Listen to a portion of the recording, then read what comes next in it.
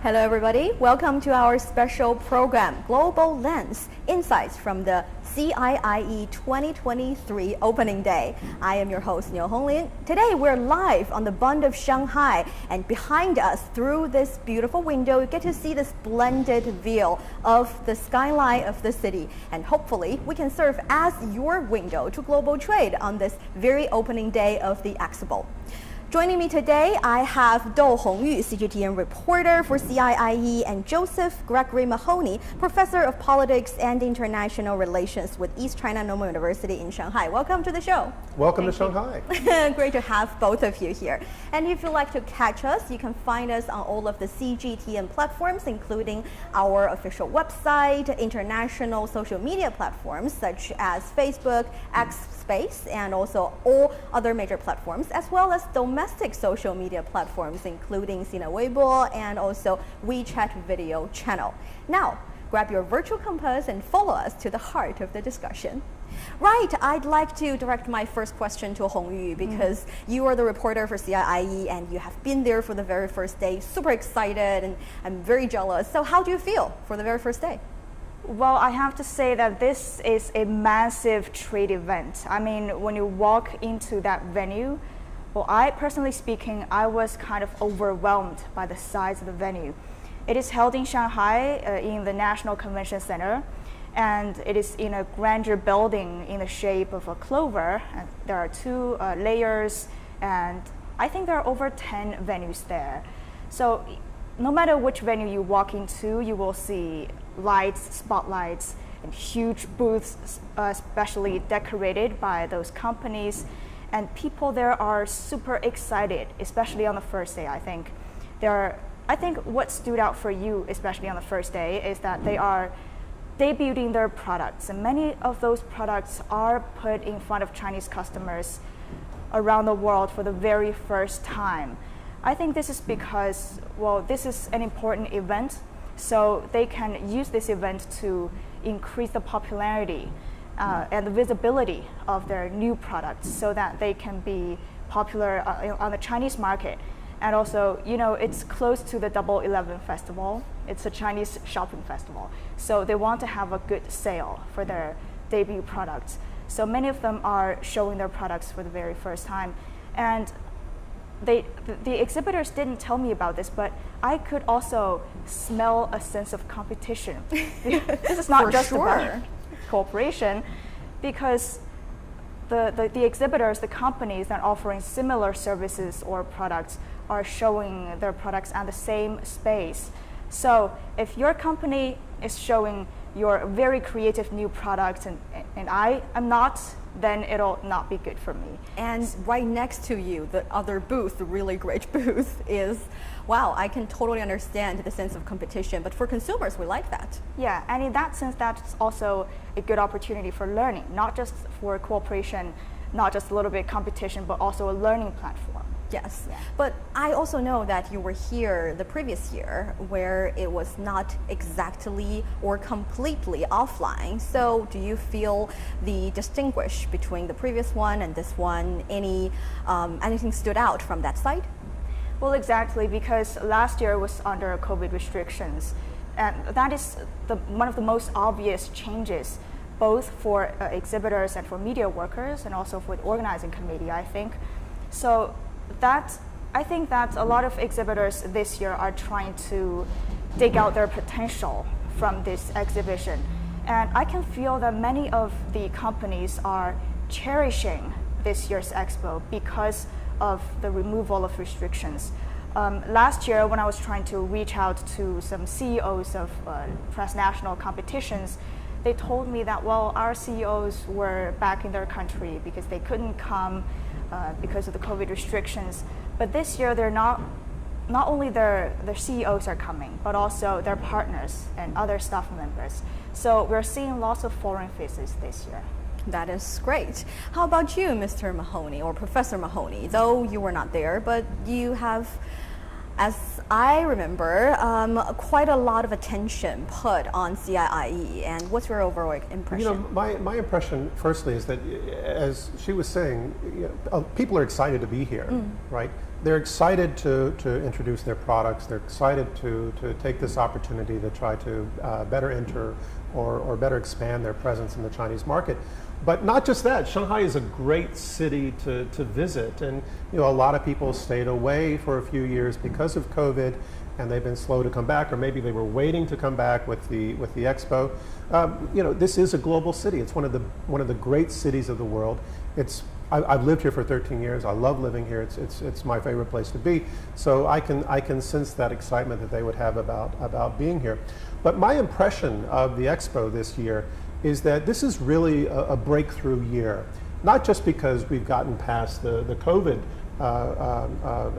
restrictions, but because there has been, I think, this latent potential to really figure out how to do this, to bring a new level of professionalism and support. I mean, everything just seems to be, not just because it's offline, but there's a whole new level of sophistication, organization, and management that we're seeing this year that I think is demonstrating this higher level potential. But not only that this meeting now in its 6th year has figured out what it is, and it's established itself. It's learned how to position itself, to promote itself in around the world, and to draw, as we've seen, so many new participants who want to come and take advantage of it.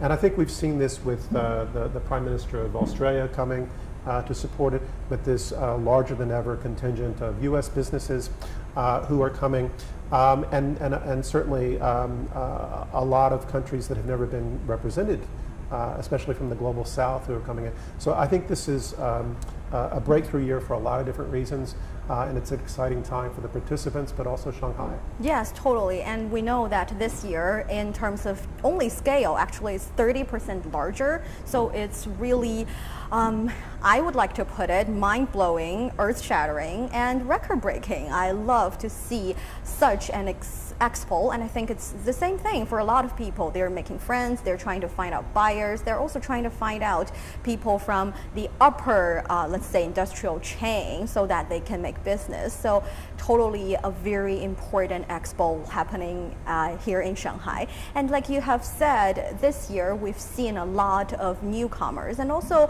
some old friends are, let's say, leveling up their game as well. Namely, maybe, like you said, the United States as well as Australia, which is why it's been given special attention from the Shanghai municipal government as well as other, let's say, higher level of governments. Actually, as a matter of fact, Chinese President Xi Jinping has sent a letter congratulate the event, the opening day, and also Chinese Premier Li has also been here personally and delivered a speech. I'm pretty sure you have all listened to that speech. So do you have any important takeaways from the speech this morning? Well, I think the thing that was most striking about the speech is that he reiterated a lot of talking points that we have heard consistently from China. And this is sort of this very consistent message of, we're open for business, we support global trade, we want to move forward not only with expanding international access to Chinese market, but also promoting trade between all countries.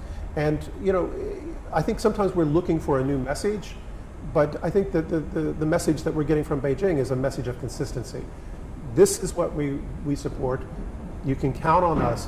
And I think that the key point here is that it really runs in contrast to some of the messaging that we're getting from other players in the global market. For example, the message that came out of the G7 earlier this year in Tokyo, where they were talking about de-risking, right? Or we see other efforts to sort of intervene and slow down trade and to restrict cross-border finance.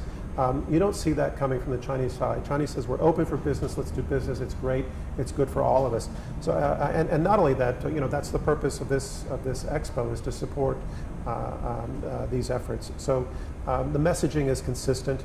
I think the other thing, though, that's really important is that Premier Li came to the meeting to personally address. And this is significant for two reasons. The first is, when this meeting was first started, he was the head of Shanghai. Yes.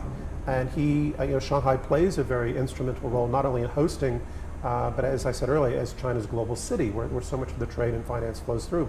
So he has always been part of this meeting. Of course, it was introduced and proposed originally by President Xi, but his local partner was Li Qiang. And now that Li Qiang has risen to the level of premier, he's coming back. He's invested in this at the local level, but also at the national level. So I think it's a really good sign of this sort of deep commitment institutionally, politically to this meeting.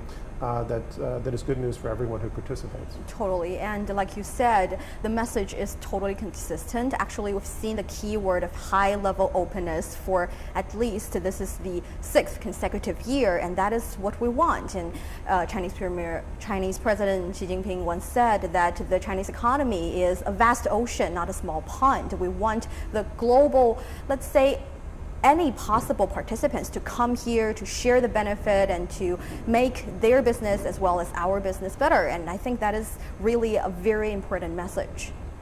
And do you have anything to add? Yeah, in the morning in Premier Li's speech, he mentioned 4 measures to further improve the high quality opening up of Chinese market. One of the focuses is on market opportunities, and another one is about innovation, and also global market, global cooperation, and also rules and regulations. And from the expo, we can see that this expo is actually part of the implementation of such measures. It opens the door for companies, both from China and from the rest of the world, to know about each other, and especially for foreign companies to know about the Chinese market. And in his speech, Premier Li shared some stories in the past CIIEs. One of them is about an American company taking part in the CIIE for the first time in 2018. Back then, they were not sure what is this expo and what can we get. But after the expo, the first edition actually, they got orders of about 300 million RMB, and they were surprised by that. And that's the reason why they come back year after year. Actually, that's only one single story, but that happens each year at the CIIE. A lot of companies have experienced that. That's why we can see a lot of old faces, old friends here at the CIIE. And their confidence not just comes from the massive Chinese market, but also from the rules and regulations. We have laws that can protect those companies, and those companies can play by the laws. So I think it is this kind of the sense of safety and the lack of uncertainty that give those companies, foreign companies, confidence about Chinese market. Yeah, I think the example you have just mentioned is a really good example. It happens to a lot of different companies, and the United States has actually always been an active partner or active participant to the CIIE, regardless of what some individual politicians are saying. It has been very active, and for this year, they're definitely taking it up another level. They have it's the first time that they have been participating from a federal level, and apparently they've been, let's say, building this agricultural pavilion with 17 different participants, and it is actually really fun. Even though I don't have the opportunity to go see it for my very eye, I would love to see what they are bringing, not only agricultural products, but also technologies, and I would say a great interest to the Chinese market. But from a, let's say, larger point of view or larger perspective, a bigger picture, Mr. Mahoney, do you think it has significance larger than just trade between the two countries? This is a very complicated question. On the one hand, I remain a little pessimistic about what Washington wants vis-a-vis China. I've spoken in other interviews and other media that my concern from what we've seen, what the U.S. has been doing with small block building and trying to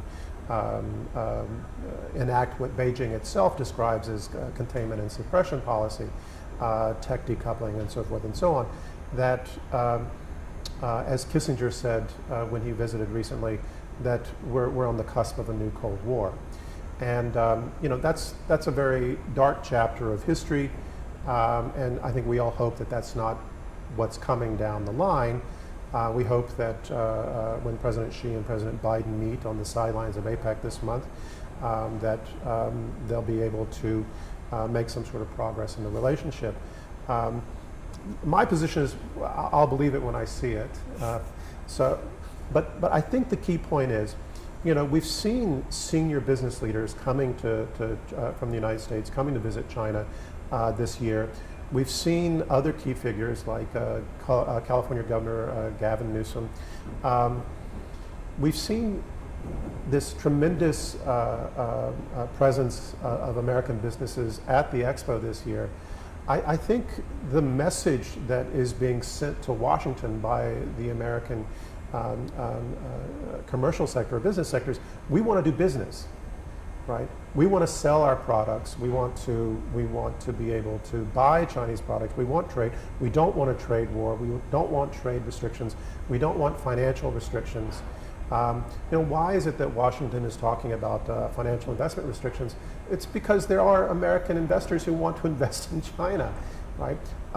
So I think that what we're seeing is you know, this real commercial interest that is trying to send a strong message to China that they want to do business, but also a strong message to Washington that this is in America's interest as well to do business with China and not to continue to take relations down this dark path.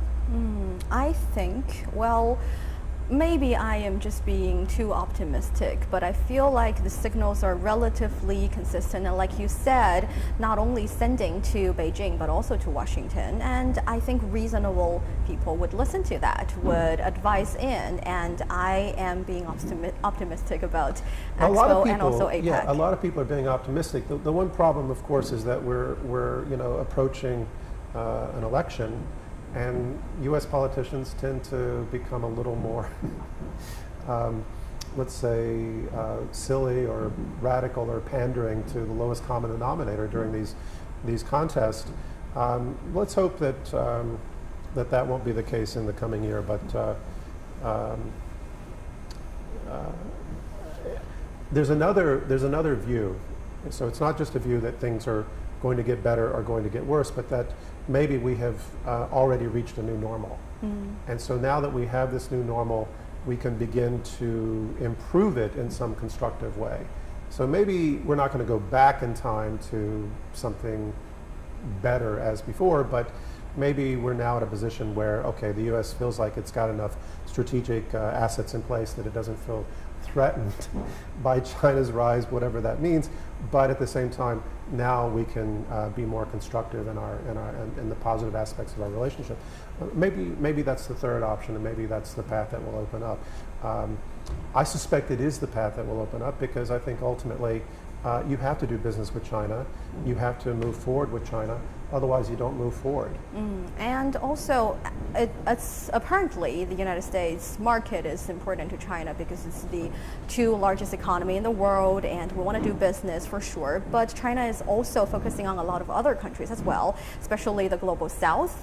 This year, we know that we have the guest of honor countries that are participating in this year's CIIE, and we have Honduras, Kazakhstan, Serbia, South Africa, and Vietnam being the guest countries of honor. And China is also opening up to some less developed countries. Actually, they can come here and attend CIIE for free, because we want, again, the Chinese economy and Chinese market to be open up to the entire world. We can share the results. We can be benefited together from the development of the Chinese market, and hopefully we can develop together. And I think that is quite a positive sign. And what are some let's say, countries that you have interviewed, perhaps for this year's CIIE, Hongyu? Well, there are over 1,400 companies from Belt and Road partner countries at this year's CIIE, and I've already talked to one of them. It's a Zambian company selling honey and products made of honey. They also have a very cute story. At the very beginning, they also didn't have any idea about this expo. One day they were collecting honey in the forest when they received a message from the Chinese embassy about this expo, and they were asked, would you like to come to this expo in Shanghai? They had no idea what that was and what they would get, but they still brought a few boxes of honey to this expo. But to their surprise, their honey was so popular in the first edition of the expo because Chinese customers are curious. How is the honey from Zambia tastes different from that of other places like New Zealand and also from China? So a lot of people were lining up there at their booth tasting their honey. And after that exhibition, they signed deals with 2 Chinese companies that were willing to help them to sell their honey and honey products. And they also got invitation to online e-commerce platforms. A few e-commerce agencies came to them and said, would you like to let us help you to do business online? And they got to choose one of those agencies. Ooh. So you see, they were a very small company from Zambia, nobody knew them. But after the first edition of CIIE, they got to choose which partner they would work with. So now they're selling products online. And also, over the past few years, they've been here at the CIIE each year, and they are also expanding their businesses both in China and in Europe. So their products was also known by companies and customers from other countries as well. And they were also helping other companies from other African countries like Ghana and South Africa to help them to build up their own brands, not just honey products, but also like soda and other products. And this year, they've also brought their new friends here from Ghana and from South Africa. So you see, they're also helping other African countries, companies from other African countries, to pave their own way to the Chinese market. And by the way, the Belt and Road Initiative has also helped them to come to this expo because Chinese companies have already built ports and airports and railways and also logistics centers in Zambia. So their products this year are also transported through those routes. In the past, if they wanted to transport their products to China, they have to wait for 3 months. But now only 40 days through the sea route. And the manager told me that that was the maximum capacity of sea transportation.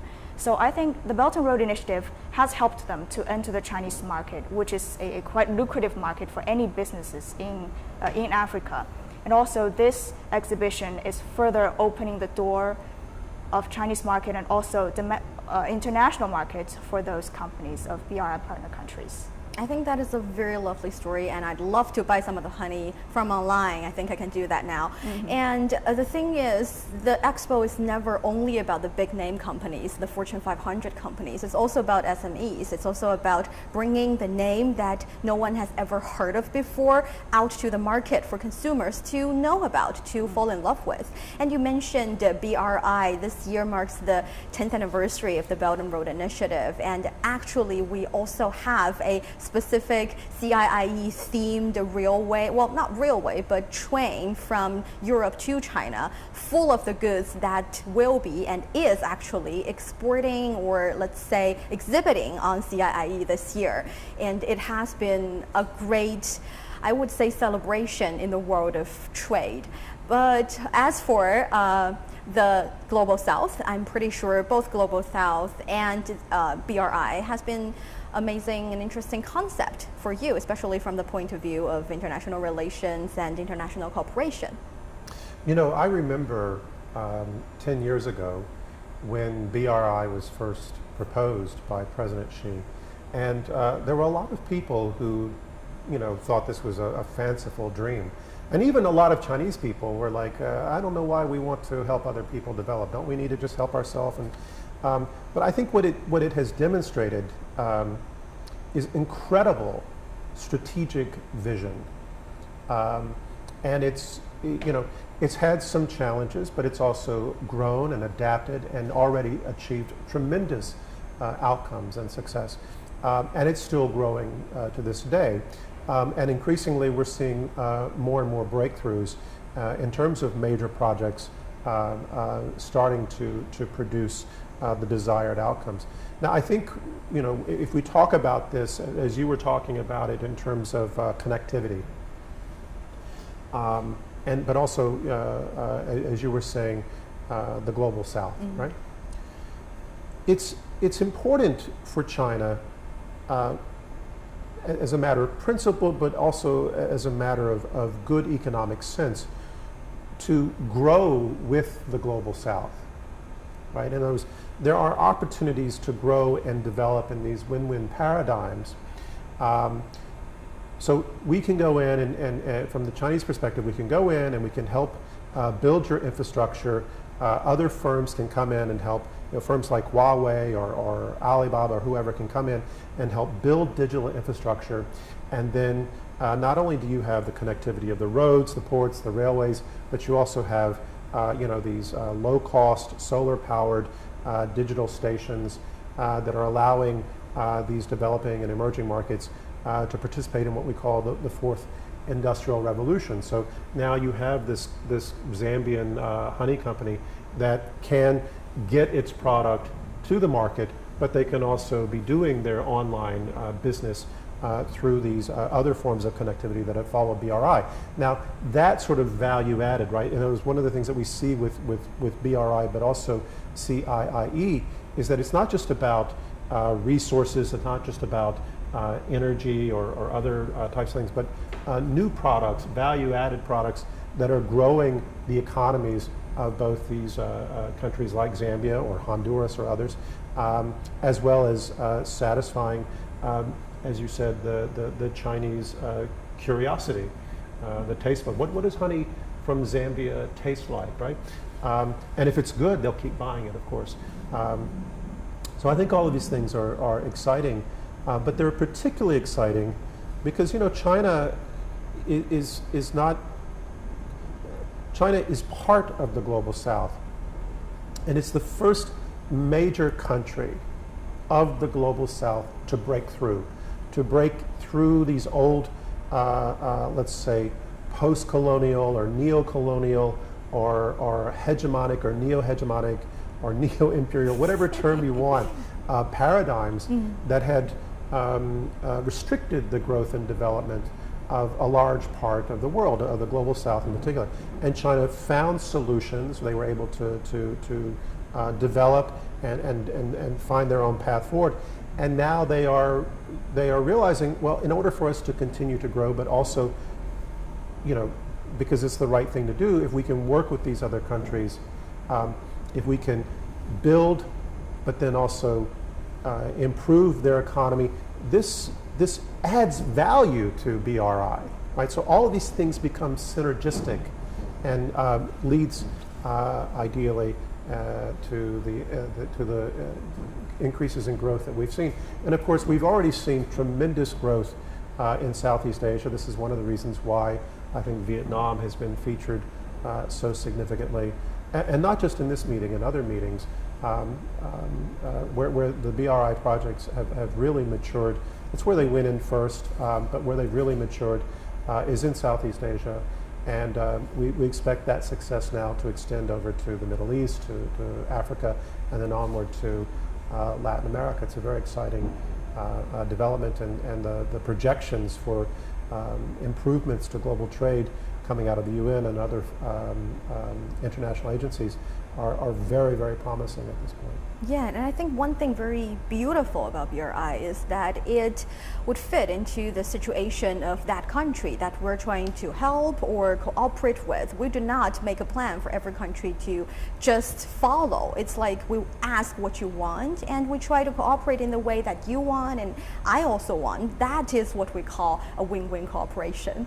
And while we're doing the live stream, actually a lot of netizens are sending in messages. They're actually saying things, very interesting things. We have Giovanni Luca saying, there's really special honey from Nepal. You gotta hit on it.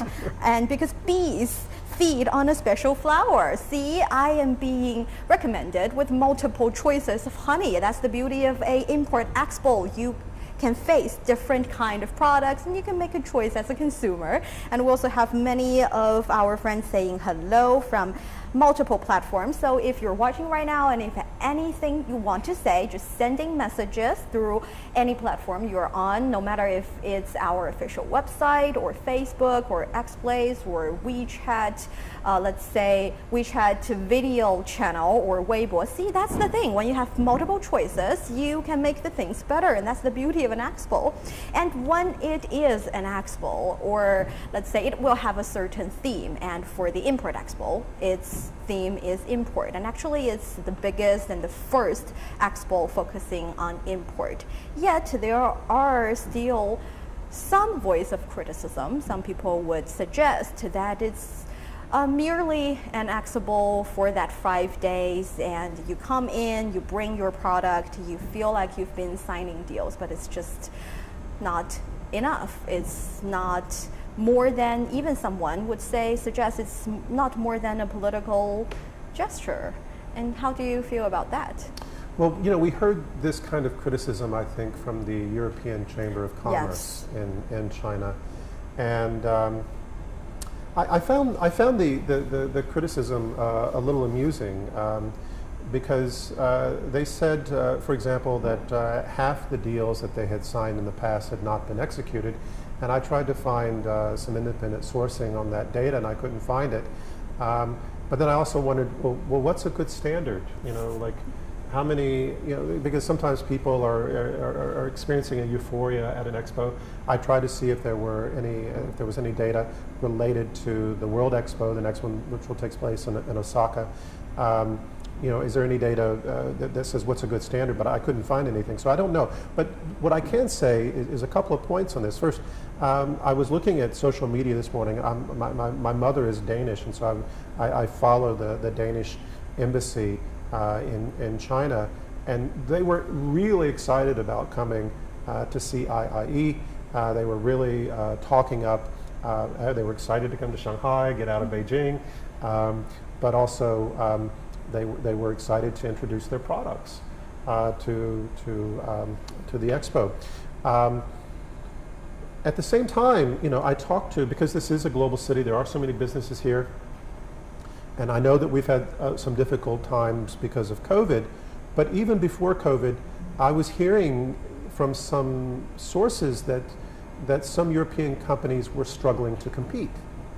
And they were struggling to compete for a couple of reasons. One was maybe their product lines were starting to lag a little bit.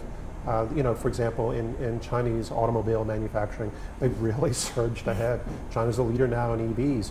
And you know, if you're in the EV business and you're coming out of Europe, and there are European firms that are players here, they're finding it hard to compete with Chinese firms. But there's another side of it, which is one of the things that I hear is that a lot of European firms in particular, are struggling to market their products. That the marketing, the sophistication of marketing in China now has become so developed, cross-platform marketing, bringing in suppliers, how do you market to all these different players and then link this to your e-commerce model, that the Europeans are really behind the curve on this, right? So this is, you know, we go back to sort of the old Ricardo law of comparative advantages. You know, you need to bring good products, right? So in Nepal, someone says, okay, we've got this great honey from Nepal, bring it, right? I mean, if it's a good honey and it's better than the Zambian honey, I mean, the Chinese will try both because, as you said, they want to try, they're curious. But whichever one is the best or whichever one suits this person, that's the honey they're going to buy. And it's the same thing with whatever product's coming out of Europe. You got to get that product here, but you also have to really up your game in terms of getting your product out to Chinese consumers, promoting it, and bringing your business model together in a very sophisticated digital way. And until that really happens, I think European firms are going to be frustrated. So I hear this criticism, but I don't really know how to value the criticism given this broader context. Well, actually, I agree with this professor. And I think we can see a lot of signs of developments from the CIIE. Especially as a reporter, I was particularly interested in or focusing on the developments of products, because from the evolution of products each year and the CIIE, we can see the changes or the upgrade of Chinese customers' habits and the upgrade of Chinese market. For example, there was a beauty company that once displayed their 3D print, their facial treatment mask printed by a machine. In the very first year, people were very curious because we haven't seen any facial masks that could be printed by machines, and they were helpful, they were good for your skin. So there were a lot of people surrounding that robotic arm, seeing how exactly that was printed, and it was tailored for one single visitor. And at that time, the beauty company found out that Chinese customers are really into this, and there's a huge potential here. So the following year, they brought an improved version of that machine. And that machine can print a facial mask that can help to improve a specific area on your face. For example, if the skin around your eyes are drier, then maybe the treatment mask will help you to add more water into that area. So that is an example. And also, sometimes it is not just about the evolution of products, but there are also concepts or ideas being displayed at the expo. Once I interviewed a medical company, a few years ago, they displayed a concept or model of a kind of pail. And then during that expo, a few other companies got interested in their idea and their concept. So they got connection with each other. And during the following year, they built up cooperation and they worked together to do research and to develop such a kind of pail. So just 1 year later, that concept was turned into a real bottle of pills. So when the worker at the booth handed me the bottle of pills, and when I was holding it, I felt like I was holding a baby that was born at the CIIE. Actually, this expo has been witnessing such similar stories, such birth of new baby products each year. I think from this evolution of products, or the evolution from an idea to a real product, and even a popular product on the Chinese market, we can see the changes of Chinese customers and also the power of this expo. I'd like to add something to that. You know, China has more than 400 million middle-income earners at this point. That's, you know, the U.S. population, total population is somewhere around 300 million. So more than the U.S. population, like a third more, is a middle-income earner. And I think the thing that people around the world don't yet really comprehend, I mean, they understand numbers. They understand, okay, that's a big number. But they don't understand is how sophisticated that market has become, right? And sophisticated in a variety of ways. So, for example, they're very much interested in beauty products that are cutting edge, right? And they spend lots of money on these things. I know my daughter spends lots of my money on these things, but very much interested in these types of products, personal care products, well-being products, right? They're up on what's happening in the world, the latest style, the latest fashion, latest trend.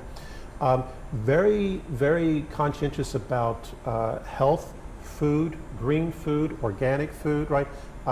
The latest in technology, right? So these are the things that you know, you really have to bring your A game, because Chinese consumers, yes, they might be interested in honey, and that honey might be great, but they want to be at the cutting edge. They demand to be at the cutting edge. It's part of their sense of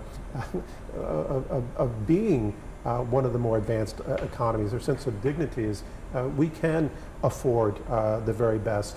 We want the very best products, and you know, I think the other thing is, you know, certainly Beijing has promoted this expo for a number of reasons, but one of the reasons that they have supported it and promoted it is because they know that Chinese consumers want access to these products and these commodities, right? It's not just, okay, we're going to play this development game.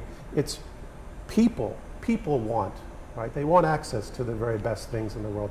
And this is an opportunity for them to get it. It's just those best things need to come and present themselves. Totally, and actually we talk about beauty product. I read news about this new, let's say, special machine that can help you put on makeup automatically. You don't have to do it by yourself. A machine hand will help you do that. And also there is another machine design the shape of your eyebrows based on your facial, let's say, features. And I was superficial. I thought, wow, that's convenient. I would get one of those. And until I realized it's for people with disabilities. It's very considerate, and it's how sophisticated the consumers are right now here in China. I think that is a very lovely idea. And same high technology are going to the sector of elder care, of people with special needs in medical care areas. So yes, like both of you have mentioned, this is a grand expo not only for businesses that are coming to China seeking opportunities in the Chinese market, but also for Chinese consumers. We want a higher level of quality in life, and we are getting that through different one after another events like this. You know, you kind of worried me there for a moment. What? I thought, Makeup? oh, there's this new machine, and this is what my daughter's going to want for Christmas. Oh, your daughter might want the and then eyebrow thing. And then you said it's for disabled people, so and Or that's very wonderful. lazy people like myself. Very lazy people. Well, I'm not going to say she's very lazy. Yeah.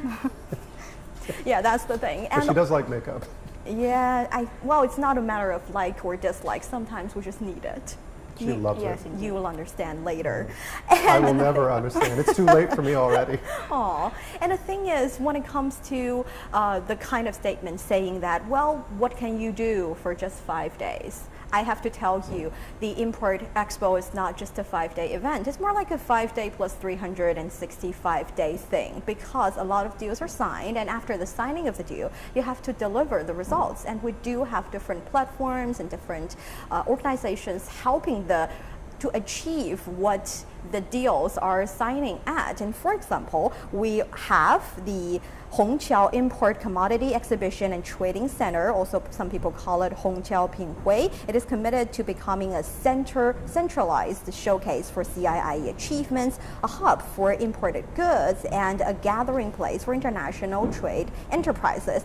And actually, for the past 5 editions of CIIE, the transaction volume exceeding 350 billion, which is not a small number. That is a very impressive number. And as for examples, you have already both mentioned about a business making its name and letting people know. Yes, that's the beautiful, lovely story I love about SMEs.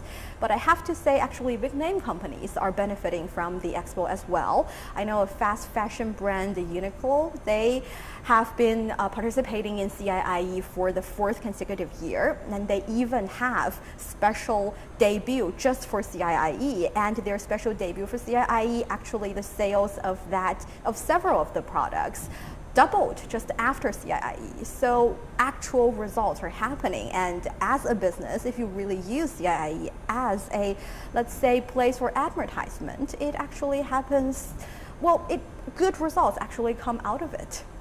And that made me wonder, have you ever, let's say, well, I guess technically speaking, you've already given so many examples of small and medium-sized enterprises coming to China and having a successful story, but do you have some other fun stories to share with us?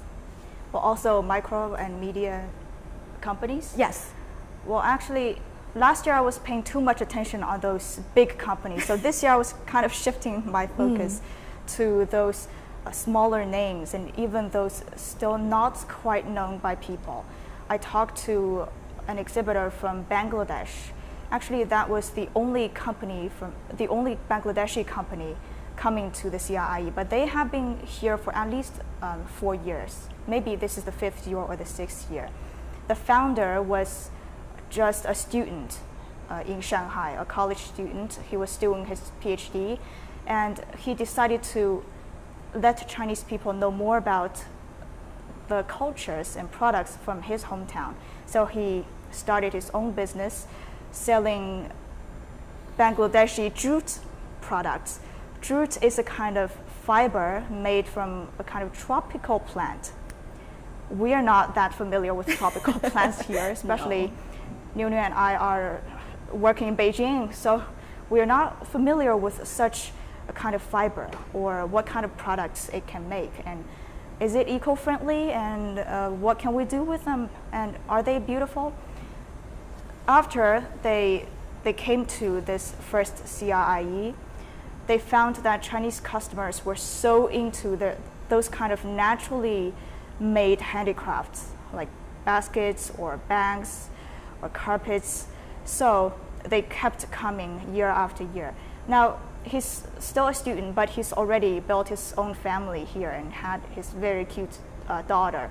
And also, what's the most important is that their business in China is now feeding over 2,000 women back in his hometown in Bangladesh, in a remote rural area there.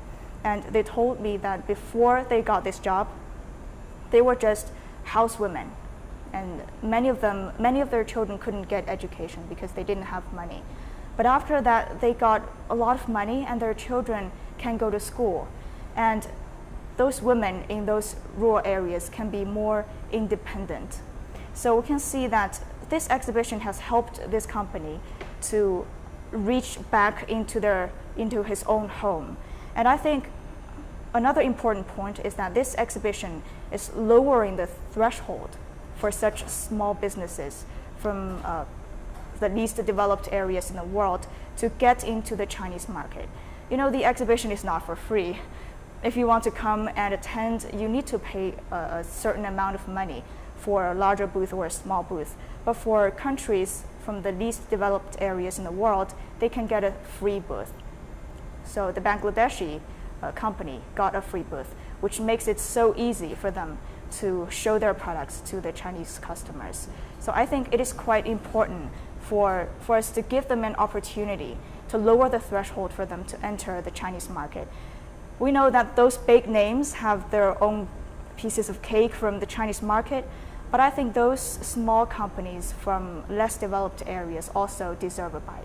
That's totally very well said. And not only that, actually, the Expo provide SME with these kind of matchmaking conferences. And one of my friends working in the Bank of China actually is a worker in this regard. She is actually an interpreter, and she trained, I think, more than hundreds of interpreters to help these SMEs to talk to each other, to see whether or not their business match with each other, so that they can make connections and can learn from each other, and they help them sign deals. And if you have problem with cash flow, you can also have a loan specially designed for SMEs from the Bank of China and some other banks around China, and that would make real changes, like Hongyu has mentioned. That is not only from the financial side, but also it changes people's lives and sometimes changes even their future, and that is very beautiful.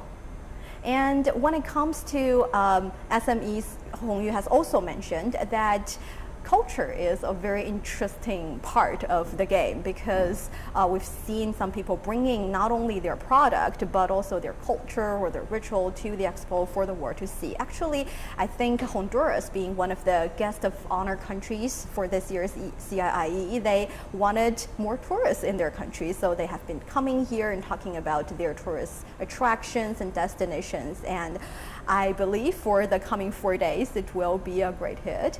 And that is not the only form of cultural exchange on CIIE. Of course, we see beautiful exhibitions, we see auctions, we also see a lot of different interactive kind of activities you can attend. Hongyu, you are going to, have it for a treat. There are dancings.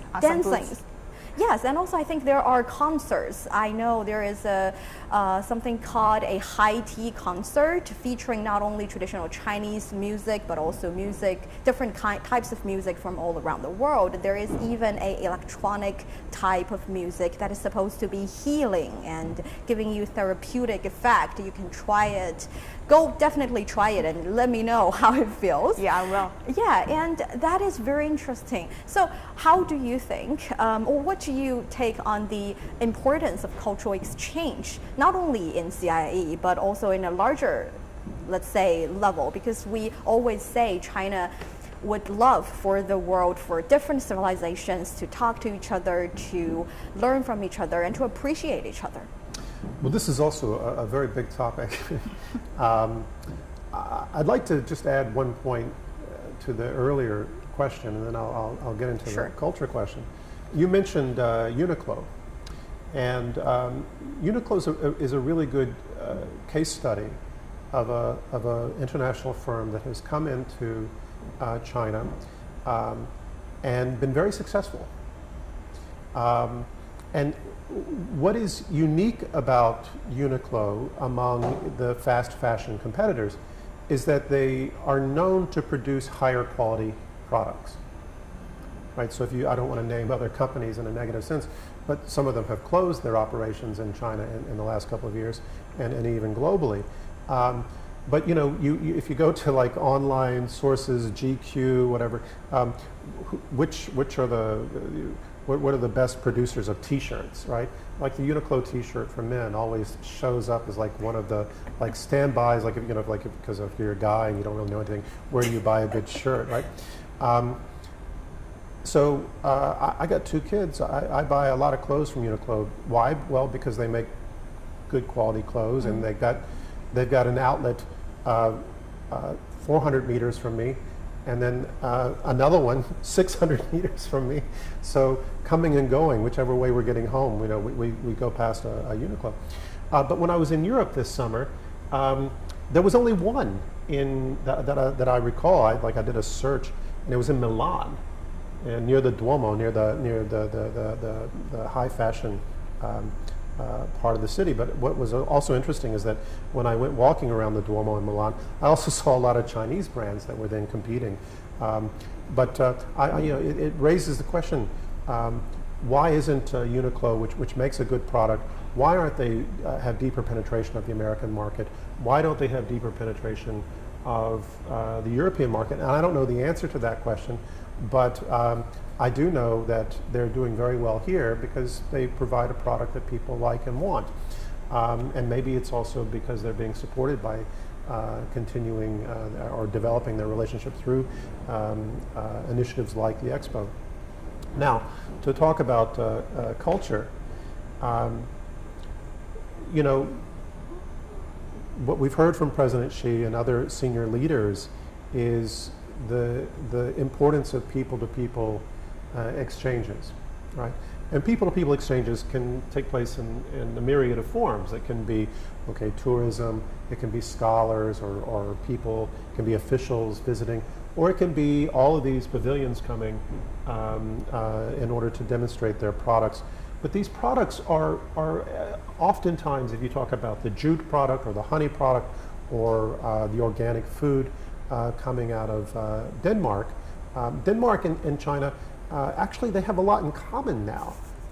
I mean, you know, Denmark, which has this population, the whole population, which is just a fragment of Shanghai's population, but the Danish are very green-oriented now. And Chinese people have become incredibly green-oriented in the last 10 to 15 years, right?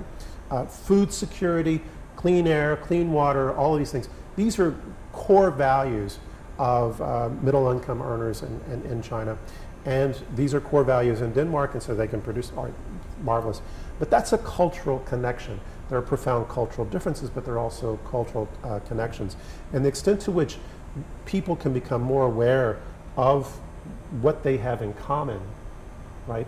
And how these aspects, we don't have to obliterate differences. We don't have to talk about some false notion of universalism, but we are all human and we all have things in common, and we can emphasize those things and use those things in common. I think there's a specific phrase in Beijing, I can't remember, but focus on what we have in common. 求同存异. Yeah, and we will resolve our differences as we move forward in a positive way. So this is, I think, some of the sort of the, I'm going to be academic now, the dialectical logic, you know, at work. Focus on the good, and by doing that, we'll be able to resolve the challenges between us, but also the challenges that we share, like climate change or other issues that face all of us.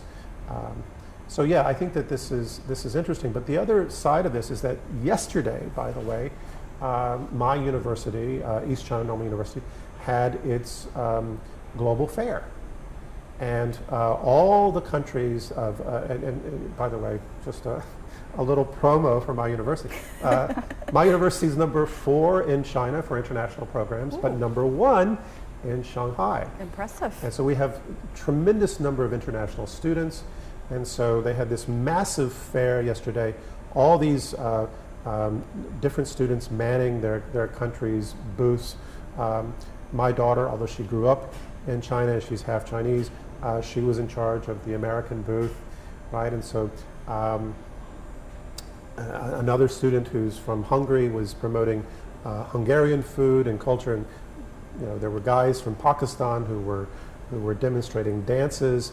But one of the things that I saw was that some of my friends who were in China's business, or Shanghai's business community, they came to the expo, right? I mean, they were interested in that connection.